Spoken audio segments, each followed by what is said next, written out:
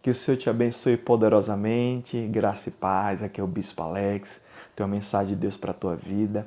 Lá em 2 Coríntios, no capítulo número 4, e o versículo de número 7 diz assim: Temos, porém, este tesouro em vaso de barro, para que a excelência do poder seja de Deus e não de nós. Amém, queridos? E não nosso, porque isso pertence a Deus, da glória dele, a excelência do poder.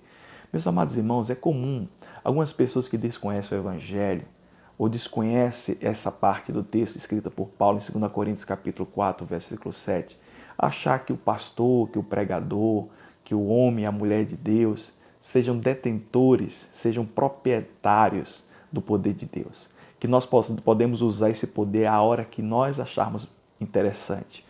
Se fosse desse fato, dessa importância, nós usaríamos esse poder talvez para salvar algum ente querido nosso, talvez para prosperar a nossa vida, talvez para evitar que alguma coisa ruim nos aconteça. Quando na verdade o poder, a excelência desse poder, como Paulo diz, vem de Deus e não de nós. É algo que vem de Deus na hora que Ele deseja fazer. A soberania está nas mãos de Deus. É comum as pessoas também, de maneira até à base da chacota, dizer por que os pastores não vão lá nas UTI, onde as pessoas estão internadas e começam a orar por todo mundo e aí faz o milagre acontecer. Na verdade, se houvesse uma direção da parte de Deus para fazer dessa forma, com certeza Deus usaria os homens e as mulheres de Deus para poder curar. Mas não é esse o propósito. Muitas vezes os propósitos de Deus estão acima da nossa capacidade de intelecto, de raciocínio, de percepção. Eu creio que Deus tem tudo no controle das mãos dele. E quando Deus quer operar, ninguém pode impedir. Eu já vi vários casos que Deus me usou de maneira poderosa para pessoas que aparentemente eu não colocaria a mão.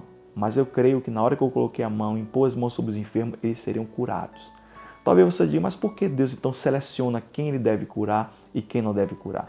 Se você olhar bem nos milagres de Jesus, muitas pessoas foram curadas, pessoas foram transformadas, pessoas foram restauradas.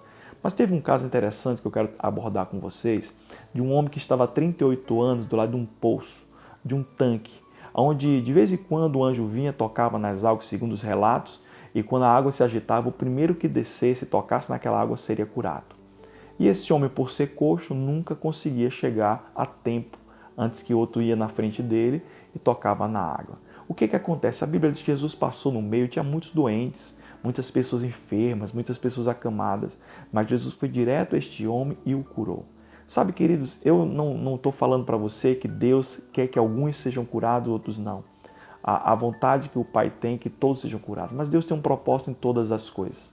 Muitas vezes você não sabe que aquela pessoa que está ali passando por aquela enfermidade, Deus está permitindo para que aquela pessoa talvez tenha uma proximidade com o Senhor, busque mais o Senhor.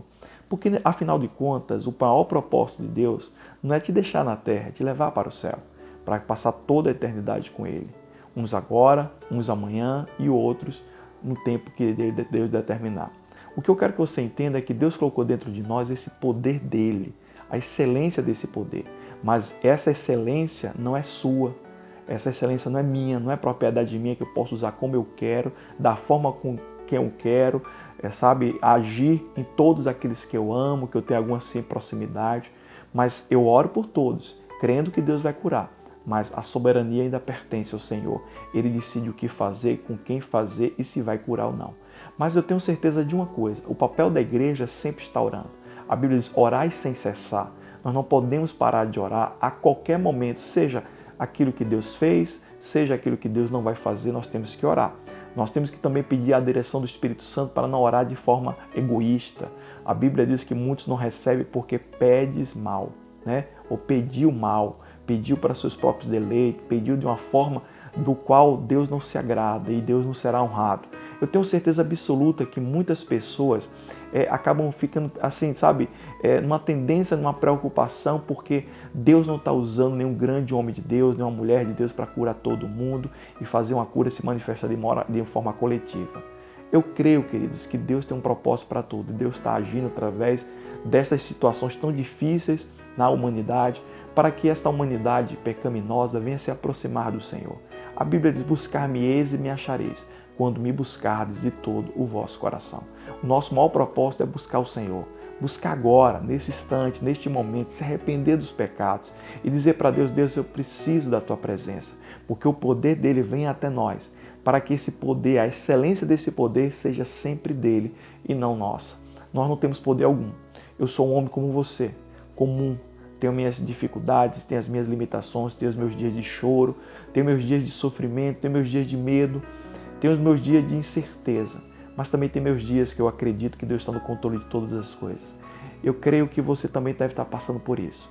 Não espere que o seu poder venha trazer neste momento um milagre na sua vida, mas o poder de Deus, através da vida de homens e mulheres que são vasos de barro, limitados, frágeis, mas com certeza com o poder dele dentro do coração. Vamos orar? Pai Celestial, Pai querido, muito obrigado pela tua santa palavra. Obrigado por tudo. Dirige a vida dos teus filhos. Esta é a nossa oração em nome de Jesus. Amém. Que Deus abençoe a todos em nome de Jesus, queridos.